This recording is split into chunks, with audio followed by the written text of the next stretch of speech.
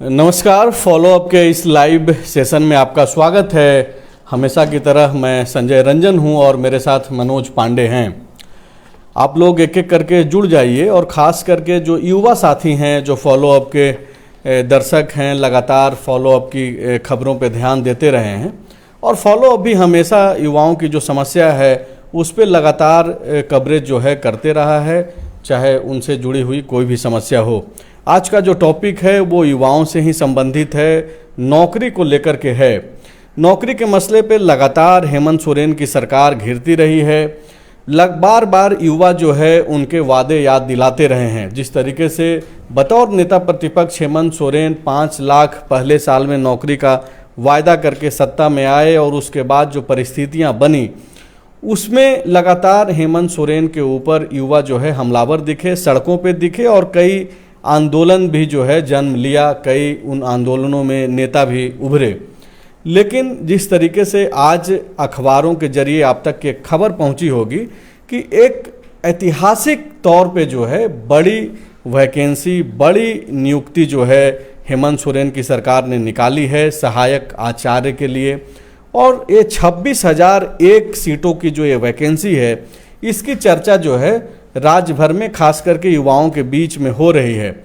लेकिन खुशी के बीच जो है कुछ सवाल भी हैं और सवाल ये है कि हमेशा की तरह जो कई सारी वैकेंसीज जो पेंडिंग में चला जाता है, अधर में चला जाता है, कोर्ट के दरवाजे तक चला जाता है, क्या इस बार भी वही होगा या फिर आसानी से जो सरकार चाह रही है। और पिछले दिनों एक बार पत्रकारों के सवाल का जवाब देते हुए मुख्यमंत्री हेमंत सोरेन ने कहा था कि वो आखिरी ओवर में जो है सिक्सर लगाएंगे, चौका छक्का लगाएंगे। तो क्या ये हेमंत सोरेन का सिक्सर के तौर पे देखा जाना चाहिए? क्योंकि साल 2022 को उन्होंने नियुक्ति वर्ष घोषित किया लेकिन हुआ कुछ नहीं। उसके बाद जो है यह बोला गया कि भाई जिस तरीके से अड़चन डाला जा रहा है नियुक्ति नीति को लेकर के या फिर मुख्यमंत्री की सदस्यता को लेकर के जो चीज़ें सामने आई और बहुत उठा पटक आपको 2022 के में दिखा होगा, उसके बाद से यह लग रहा था कि ये जो वादा हेमंत सोरेन की सरकार ने किया है नौकरी के मसले पे वो पूरा भी हो पाएगा कि नहीं। लेकिन अब जबकि पांडे जी ये जो 26,000 जो नियुक्तियां निकली है और इसको बोला जा रहा है कि अब तक का जो है सबसे ऐतिहासिक नियुक्ति का विज्ञापन निकला है कि एक साथ 26,000 के पदों पे जो है सीधी नियुक्ति कभी झारखंड में नहीं निकला।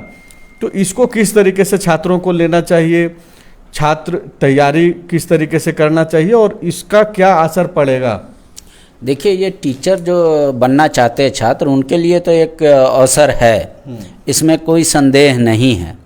लेकिन कई टेट पास जो अभ्यर्थी हैं जो 2016 से ही बैठे हुए हैं, वो लोग कह रहे हैं कि क्यों हमारे साथ एग्ज़ाम लेने पे सरकार तुली हुई है, जबकि जो 2012 में नियमावली बनी थी टेट को लेकर, उसी के तहत 13 में, 14 में और 16 में फिर टेट हुआ। लेकिन टीचर बहाली 12-13 में जो हुए और 16 में जो हुए, वहाँ तो टेट नहीं लिया गया, वहाँ तो काउंसलिंग के तहत सीधी नियुक्ति हुई। तो हमारा क्यों सरकार ऐसा करना चाहती है?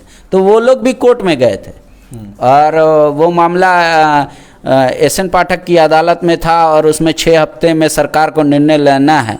वो भी हम आप कोशिश करेंगे कि जो याचक हैं तो उसमें छात्र क्या चाहते हैं। ये जिस तरीके से बिहार में भी एक आंदोलन चल रहा है, बिहार की जो सरकार है वो बीपीएससी के माध्यम से अब एग्जाम लेने जा रही है।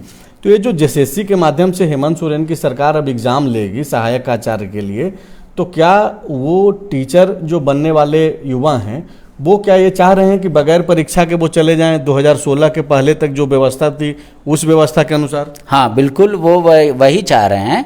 वो कह रहे हैं कि काउंसलिंग सीधी नियुक्ति की जाए काउंसलिंग में, जैसे टेट का मार्क्स हो गया और बीएड का मार्क्स, आप इसी दोनों को जोड़ लीजिए, या उसमें अगर आपको लगता है तो ग्रेजुएशन का भी मार्क्स जोड़ लीजिए और उसके बाद तीनों को डिवाइडेड बाय 3 करके जो नंबर निकलेगा, जितना परसेंटेज, उसी पे काउंसलिंग होगा, जो पिछली बार हुआ रघुवर दास के समय में। और कह रहे हैं कि जो नियमावली में दर्ज है, कह रहे हैं कि पिछली बार जैसे जिला वार वाइज बना था मेरिट लिस्ट, तो उसी आधार पे बनना चाहिए।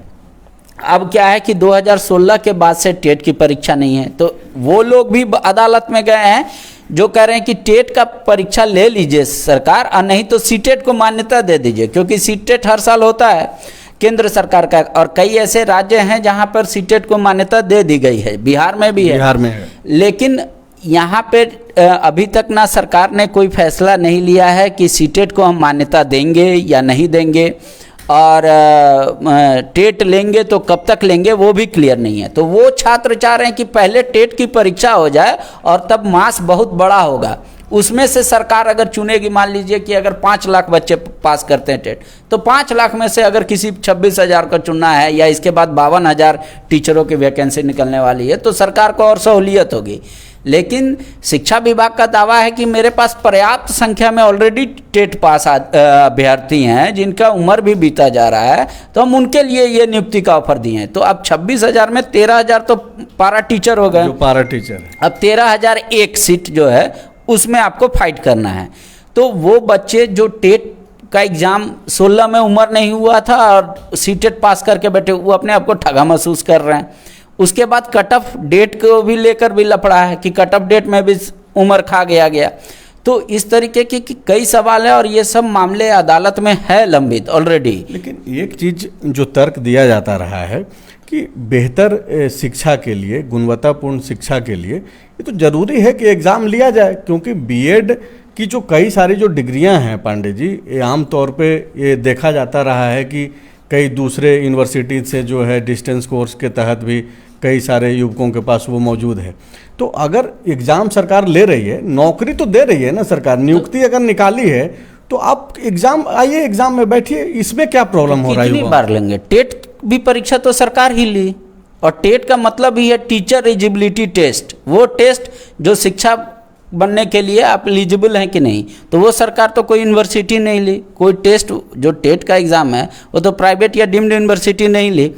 और जहाँ तक है कि बीएड का, इसी तरीके का मसला उठा था कि अगर 10th 12th का भी मार्क्स जोड़ा जाए, तो कई छात्र कहे कि बिहार बोर्ड से दिया, झारखंड बोर्ड से दिया, कहीं और से दिया, ICSE बोर्ड से दिया, CBSE से, तो सबका मार्क्स अलग अलग आता है, तो उसको कैसे लिया जाए?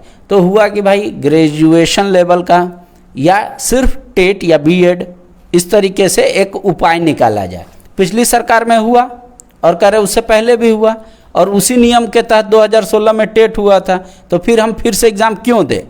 अच्छा, ये जो पांडे जी जो बता रहे हैं, समस्या सिर्फ इतनी नहीं है कि वो छात्र जो टेट का एग्ज़ाम दे करके बैठे हुए हैं, और वो जो ये चाह रहे थे कि अब कोई एग्ज़ाम लिए बगैर जो है मेरिट लिस्ट के आधार पे उनको नियुक्ति पत्र दे दिया जाए, ये तो 2016 से पहले वाले छात्र हैं।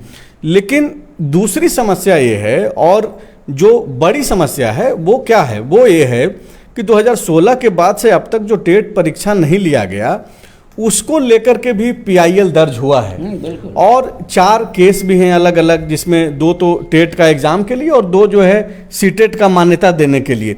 इन चारों केस और एक PIL को जो है मर्ज कर लिया गया है, और एक सुनवाई भी हुई है जून के महीने में, और वो 13 जून को एक सुनवाई हुआ इस पूरे मसले पे, और अगला जो सुनवाई होनी है वो 25 जुलाई को जो है इसी मसले को सुनवाई होनी है। अब देखिए कि ये लोग जा क्यों रहे हैं कोर्ट, तो ये लोग जो कोर्ट गए हैं, झारखंडी स्टेट उत्तीर्ण अभ्यर्थी संघ के द्वारा PIL किया गया था, और तर्क यही दिया गया है, कि ये जो NCTE है और ये जो झारखंड शिक्षक पात्रता नियमावली है, इसके अनुसार हर साल टेट का एग्ज़ाम लेना अनिवार्य है, और 2016 के बाद से टेट एग्ज़ाम ही नहीं हुआ है। तो ये जो 6-7 लाख बच्चे जो अभी बीएड और DLED की पढ़ाई पढ़ चुके हैं, जिनको ये उम्मीद थी कि झारखंड सरकार जब कभी भी अगर शिक्षक नियुक्ति की वैकेंसी नियुक्ति निकालती है, तो उस दौरान उनको मौका मिल सकता है। लेकिन एक तो समस्या ये हो गया 2016 के बाद वाले और 2016 के पहले वाले भी जो बचे हुए हैं अब तक।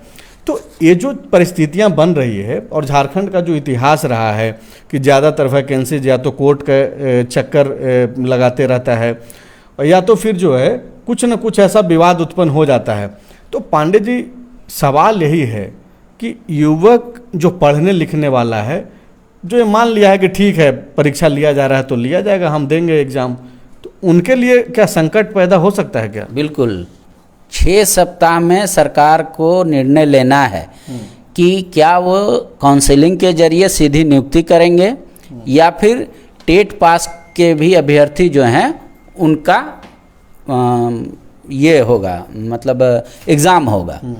तो वो तो अब सरकार पे निर्णय लेना है, ठीक है, लेकिन उनको 6 सप्ताह में ये डील करना है। इस बीच क्या हुआ, सरकार किसी नतीजे पर पहुंचती, जेएसएससी ने जारी कर दिया विज्ञापन कि भैया हमारे यहाँ वैकेंसी है टीचरों की, इतनी आइए आप। अब इंटरेस्टिंग बात यह है कि जो पीआईएल करता है अलग अलग हैं। कोई कह रहा है कि पहले टेट ले लीजिए फिर शिक्षक का बहाली निकालिए, कोई कह रहा है कि आप शिक्षक की बहाली निकालिए लेकिन एग्ज़ाम मत लीजिए, कोई कह रहा है कि नहीं अगर आप टेट भी नहीं ले रहे हैं तो कम से कम सीटेट को मान्यता दे दीजिए और उसके आधार पर भरवाइए। तो ये सारी चीज़ें हैं और ये सारा मसला हाई कोर्ट तक पहुंचा हुआ है।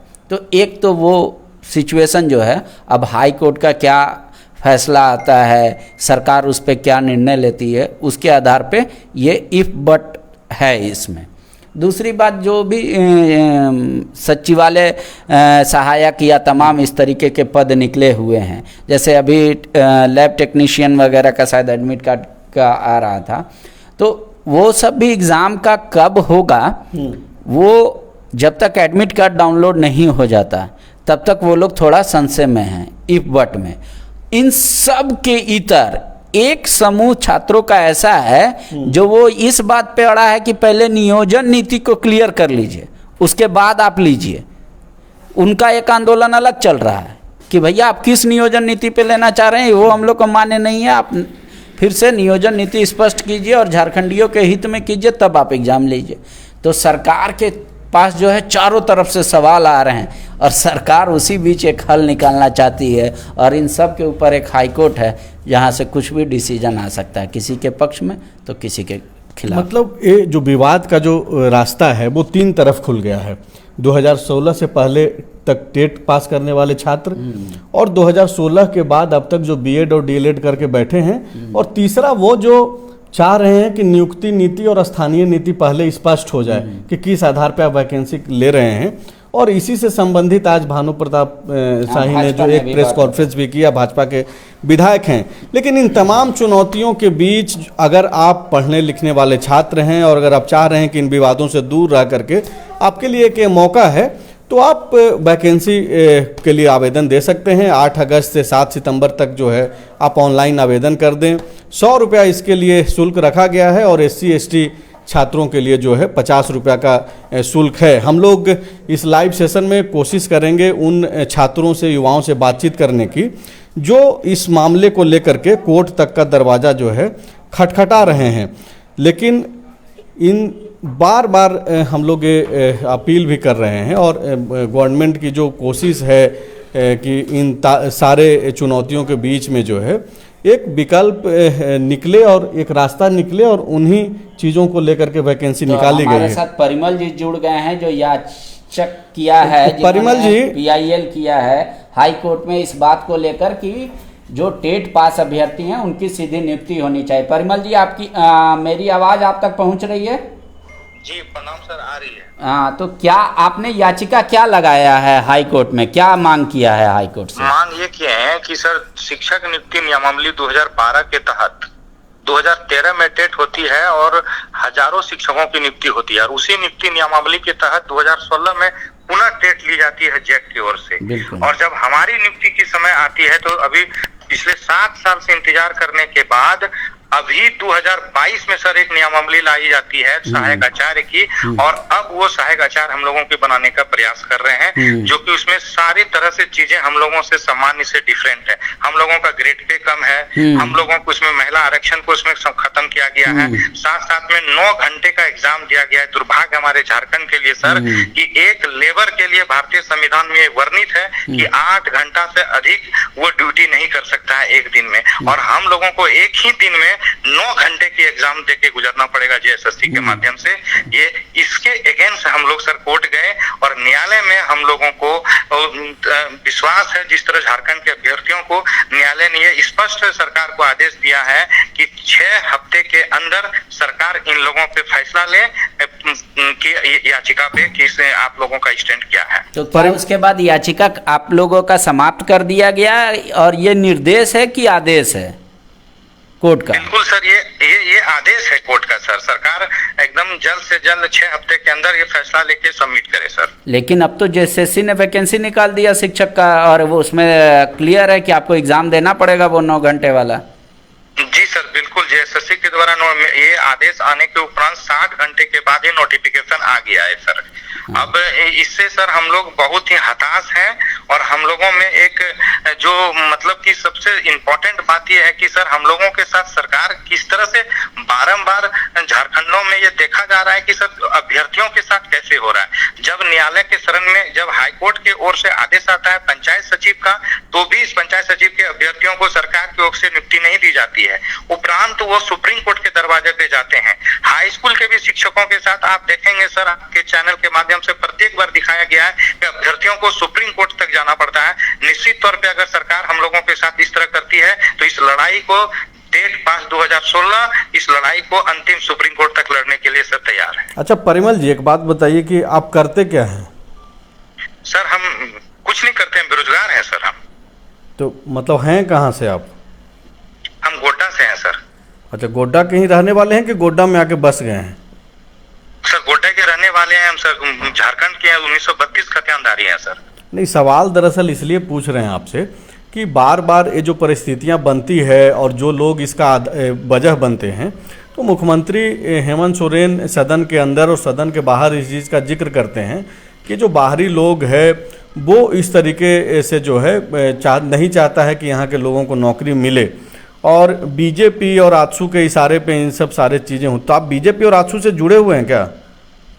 नहीं सर, नहीं, मुझे बीजेपी और आजसू से हम कोई जुटे हुए नहीं सर। हम लोग सामान्य अभ्यर्थी हैं, गरीब माँ का एक उम्मीद का किरण है सर हम लोग झारखंड में। अच्छा, आप स्टूडेंट हैं? जी सर, हम एक स्टूडेंट हैं। हम अपनी प्राथमिक एजुकेशन सर मैं जवाहर नवोदय विद्यालय से सर प्राप्त किया हूँ। तो ये आप स्टूडेंट हैं, तो आपको क्या दिक्कत है अगर सरकार एग्ज़ाम ले रही है? सरकार अगर चाह रही है कि परिमल जी का जो आगे का जो फ्यूचर हो, बच्चा हो या फिर इनके जो रिलेटिव हों, उनको एक बेहतर पढ़ाई मिले, तो आपको क्या प्रॉब्लम है? आप अच्छे से एग्ज़ाम दे दीजिए, पास हो जाइए और फिर जाके नौकरी कीजिए। सरकार नीति निर्धारण तो करने का निर्णय तो सरकार लेगी ना। उनके सरकार अगर चाह रही है कि नहीं हम अपने दूसरे तरीके से एग्ज़ाम लेंगे, दूसरी नीति से एग्ज़ाम लेंगे, तो क्या प्रॉब्लम है इसमें? सर सुप्रीम कोर्ट का साफ आदेश है कि गेम के बीच में आप नियम नहीं बदल सकते हैं। तो ये गेम के बीच में कहाँ नियम है? ये तो 2012 की शिक्षक नियुक्ति नियमावली से सर 2016 में टेट होती है।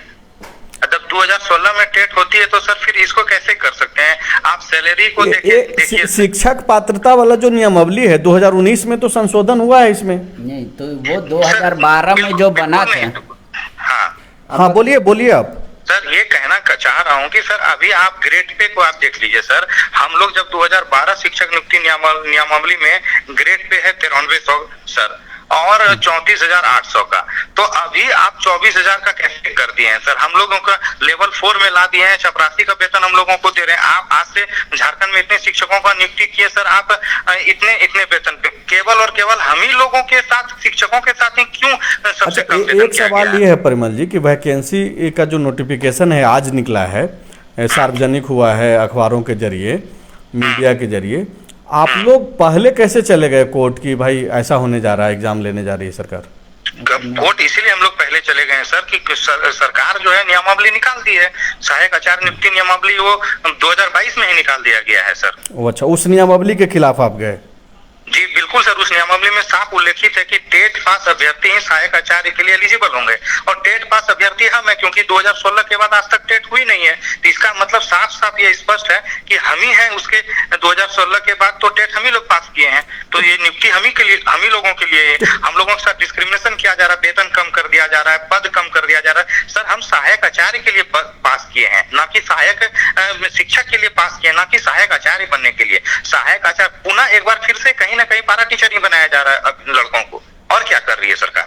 अगर सरकार नहीं, सरकार का ये तर्क है कि चूंकि वेतन ज्यादा था शिक्षकों का, इस वजह से हमने उनका वेतन कम किया। दूसरा ये तर्क है कि भाई टेट एग्जाम जो ऑलरेडी पास है उनको एक और एग्जाम देने में क्या दिक्कत है?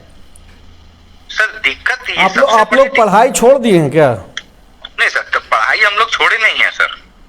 लगातार हम लोग सरकार राज्य में जो भी नियुक्तियां ला रही, कहीं ना कहीं हम लोग उसको भरने का काम कर रहे हैं। अभी तक कोई ऐसी नियुक्ति ही नहीं हो पाई है जो लड़कों को मौका मिल पाए कि कहीं स्पष्ट तरीके से नौकरी ले सके। जो हमारे दर्शक उतना टेक्निकल नहीं है उनके लिए मैं सवाल पूछ रहा हूं और आप जवाब दीजिएगा जितना कम शब्दों में, सरल भाषा में।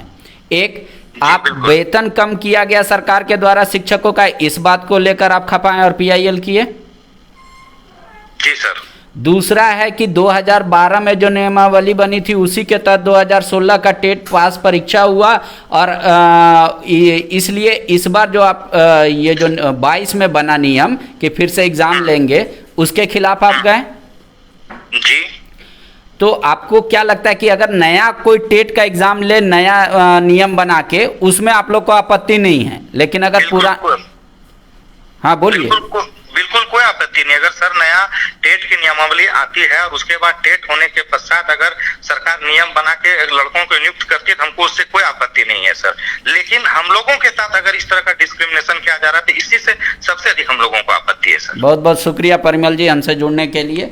तो आप देखिए, यही है कि इनका कहना है कि भाई जब 2012 में नियम बना और उस समय के आधार पे 2013 में शिक्षकों की नियुक्ति हुई, 14 में हुई, फिर 16 में उसी नियम के तहत टेट की परीक्षा हुई और फिर ज्वाइनिंग भी हुआ, तो हम लोग को क्यों बीच में मतलब गेम का रूल चेंज कर दिया जा रहा है? तो उसी का आधार इन्होंने बनाया। ये कह भी रहे कि 6 सप्ताह का जो ऑर्डर पास हुआ है झारखंड हाई कोर्ट से, उसमें मतलब 6 सप्ताह के अंदर सरकार को किसी नतीजे पे पहुंचना है। तो एक तो ये लफड़ा है। दूसरा कि जो आपने बताया ही कि भाई एक तो चाह रहे हैं कि भाई क्लियर हो कि किस नियम के तहत लेंगे। इसी को आज भाजपा ने मुद्दा भी बनाया कि भैया आप बता दीजिए कि कौन सा स्थानीय और कौन सा नियोजन नियमावली के तहत आप ये नियुक्ति कर रहे हैं। तो वो भी एक सवाल है। तीसरा, जो टेट पास नहीं कर पाए थे 2016 में, उनका अभी बीएड कंप्लीट नहीं हुआ था या उम्र नहीं हुई थी, वो चाह रहे कि एक बार टेट हो जाए तब ये टीचर में हम भी कम से कम फॉर्म तो भर पाएंगे। फिर तो फाइट करने पे है कि किसको मार्क्स जितना आएगा। तीसरा बात है कि वेतन कम वाला भी है और एक नया पद क्रिएट किया गया है, सहायक शिक्षक और सहायक आचार्य में डिफरेंस हो गया है। नहीं ठीक है, ये एक छात्रों का अपना पहलू है और जिस पे वो लोग कोर्ट भी गए हैं और अपनी बात भी रख रहे हैं।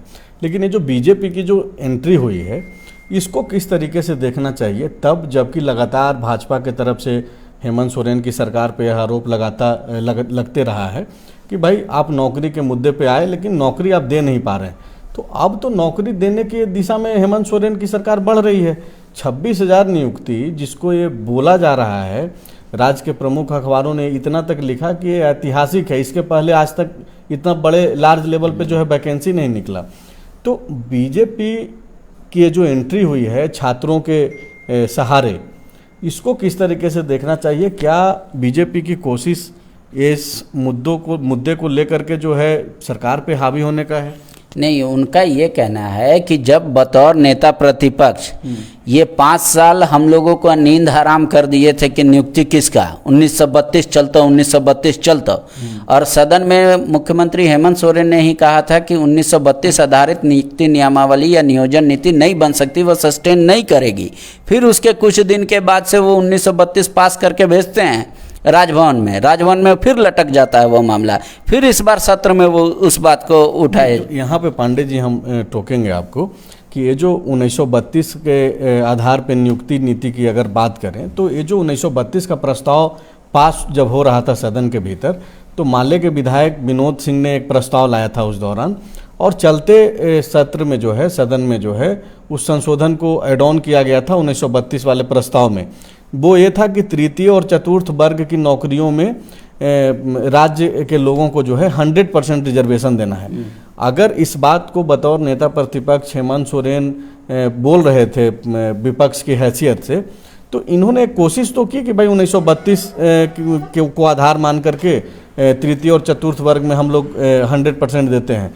लेकिन वो प्रस्ताव जब सदन से पास होकर के, जिसका समर्थन बीजेपी ने भी किया था, राजभवन जब वो गया तो राजभवन से तो लौटा दिया गया यही कह करके, और राजभवन से जो वो प्रस्ताव लौटाया गया बाकायदा सिर्फ और सिर्फ ये नियोजन का जो आधार बनाया गया था कि 100% रिजर्वेशन दिया जाएगा राज्य के लोगों को, उसी के आधार पे तो उसको लौटाया गया। तो अब जबकि ये सारी चीज़ें बीजेपी के लोग भी देख रहे हैं, हेमंत सोरेन भी देख चुके हैं, तो बीच का रास्ता लेकर के ही निकलना पड़ेगा ना। अब जो भी लोग आंदोलन कर रहे हैं, बीच का रास्ता लेंगे तो फिर वही हो जाएगा, लीगली राइट पॉलिटिकली रॉन्ग। तो पॉलिटिकली रॉन्ग हो सकते हैं, हाँ, तो लेकिन अब चाह जब रहा है नहीं, बीजेपी पांडे जी यहाँ पे वही सवाल है कि अब हो सकता है कि इसका नुकसान हेमंत सोरेन को उठाना पड़े, उनकी सरकार को। लेकिन अगर उनकी सरकार अब ये मन बना चुकी है कि पॉलिटिकली नुकसान होगा तो होगा, लेकिन मेरे सरकार के रीजन में जो भी वैकेंसी निकल सकती है तो इसको निकाल रही है सरकार। तो इस पे अब बीजेपी का इस तरीके से एक्टिव हो जाना, छात्र एक तरफ लड़ ही रहे हैं, कोर्ट तक पहुंचे हैं। देखिए, बीजेपी इनके मुंह से सुनना चाहती है कि मेरा ये है स्थानीय और नियोजन नीति। तो आप ये बात को एड्रेस करेंगे ना। अगर मुख्यमंत्री जी कहेंगे कि बीच का रास्ता निकालेंगे तो कहे 5 साल आपने हमको झूठा बोला, हमने तो नियुक्तियां दी, तो आप उस समय झूठ थे। वही बात वो हेमंत सोरेन जी के मुंह से कहलवाना चाहते हैं, बस इसीलिए ये प्रेस कॉन्फ्रेंस किया गया था। बीजेपी हेमंत सोरेन को आपकी भाषा में पॉलिटिकली रॉन्ग साबित करना। हाँ, वो कह रही है या तो आप अभी सही हैं या तो आप नेता प्रतिपक्ष में सही थे। तो आप इस बात को कहिए कि हम अभी सही थे, तो अगर आप अभी सही हैं तो रघुवर दास भी सही थे। इस वजह से इस तरीके की बातें बीजेपी खड़ा कर रही है ताकि ये पॉलिटिकल मुद्दा बने कि देखिए, जब पिछली बार नियुक्तियां हो रही थी तो भरमाया गया, बीजेपी ने ये कहा कि लोगों को भरमाया गया कि नहीं 32 आधारित बाहरी लोग आएंगे, बाहरी लोग आएंगे। तो अभी कौन सा नियम के तहत बाहरी के लिए फिल्टर लगा, ये बताइए। दूसरी बात वो कह रहे हैं कि अल्पसंख्यक विद्यालय में जो नियुक्ति हुई टेट पास वाले को आपने डायरेक्ट दिया, तो फिर बाकी शिक्षकों के लिए क्यों एग्जाम लेने की बात कर रहे हैं। तीसरी बात वो कह रहे हैं कि इसकी जवाब तो मुख्यमंत्री को देना होगा कि वर्तमान में किस स्थानीय नीति और नियोजन नीति के तहत ये लिया जा रहा है। तो वो सिर्फ इसको चाह रहे हैं। अगर मुख्यमंत्री इस बात को है कि अडिग कि नहीं भाई हम एग्जाम लेंगे, हम वैकेंसी दे दिया है, हम ज्वाइनिंग लेटर भी दे देंगे। एक जो पांडे जी यहाँ पे टेक्निकल सवाल है, इसकी जानकारी चूंकि मुझे भी नहीं है, ये जो बोला जा रहा है कि एसएन पाठक की बेंच ने 6 हफ्ता का ये समय दिया है गवर्नमेंट को, तो क्या उसका इम्प्लीमेंट करना सरकार के लिए ज़रूरी है, अनिवार्य है, बाध्य है, या फिर उसका कोई विकल्प सरकार तलाश सकती है अपने डिसीजन को बनाए रखने? नहीं, सरकार जो 22 में नियमावली लाई उस पर अडिग रह सकती है, लेकिन फिर उससे एक रास्ता और खुलेगा कि जो बच्चे कल तक हाई कोर्ट पहुंचे तो वो सुप्रीम कोर्ट जाएंगे। मतलब ये लड़ाई चलती रहे। हाँ, लेकिन अगर सरकार अडिग है कि हमको मान लीजिए कि जितना नियुक्ति हमने निकाला है, विज्ञापन निकाला है, उसमें ज्वाइनिंग लेटर दे, सबको ज्वाइन करा दे, तो इनको कानूनी रूप से अभी फिलहाल कोई नहीं रोक पाएगा। लेकिन ये बीच बीच में जो रह के आलाप पार्टी के तरफ से होता है 1932 का, वो जब होता है तो पार्टी में तो बहुत सारे लोग होते हैं। अब तो मुख्यमंत्री खुद बोल रहे हैं ये लाभ पार्टी की तरफ से तो है नहीं। उन्होंने, मुख्यमंत्री ने स्पष्ट कर दिया पिछले दिन डुमरी में कि भाई 1932 के मुद्दे पे हम हटे नहीं हैं, सिर्फ 2 कदम पीछे लिए हैं और ये मुद्दा हमें, मेरे लिए था, है और रहेगा। अभी एक विकल्प देख रहे हैं कि कुछ काम किया जा सके। तो विकल्प में कह रहे हैं हमारा तो भविष्य अंधकार में चला जाएगा ना। आप नियुक्ति लेंगे उस समय के लिए जब 32 लागू हो जाएगा तब का। सरकार के पास 2 ही विकल्प है। अगर 32 का इंतजार करेगी तो विज्ञापन नहीं निकालेगी, फिर वहां पे वो अभी 32 का इंतजार नहीं किया जा रहा है। हाँ। अभी तो जो हो सकता है वो उसके लिए इसी दिशा में ना 26,000 का वैकेंसी तो निकला। बीजेपी यही कह रही है कि फिर ये बात बताइए जनता को सार्वजनिक रूप से कि ये जो वैकेंसी निकल रही है इसमें ये है स्थानीय और ये है नियोजन का आधार, ये है नियोजन, कौन लोग भर सकता है। बहरहाल ये जो अब तक चर्चा हुआ आजकल लाइव में, उसमें सरकारी पक्ष क्या है, विपक्ष का क्या पक्ष है, और आम जनता खास करके युवा जो इंटरेस्टेड हैं सरकारी नौकरियों के लिए, या फिर उनके जो परिजन हैं उनका क्या पक्ष है, हम लोगों ने ये कोशिश किया कि इस चर्चा में जो है इन बातों को रखा जाए। लेकिन 26,000 ये जो सहायक आचार्य का जो नियुक्ति है, इसके अलावा और क्या क्या नियुक्ति अभी सीधी नियुक्ति सरकार ने निकाल रखा है, वो उसके बारे में भी एक जानकारी आपको दे देते हैं कि झारखंड प्रयोगशाला सहायक, स्नातकोत्तर प्रशिक्षित शिक्षक परीक्षा, झारखंड सामान्य स्नातक योग्यताधारी संयुक्त परीक्षा, झारखंड नगरपालिका सेवा संवर्ग संयुक्त परीक्षा, झारखंड डिप्लोमा स्तर संयुक्त परीक्षा, उत्पाद सिपाही परीक्षा, झारखंड औद्योगिक प्रशिक्षण सेवा जिसको ITI प्रशिक्षक, झारखंड मैट्रिक स्तर संयुक्त प्रतियोगिता परीक्षा, मतलब इन इतने सारे चीज़ों के लिए जो है सरकार ने अधिसूचना अभी निकाल रखा है। और जाहिर सी बात है कि इन सारे विज्ञापन निकल चुका है और इन चीज़ों पे जो है एग्ज़ाम होगा। वैकेंसी जब निकला है तो लोगों को नौकरियां भी मिलेंगी।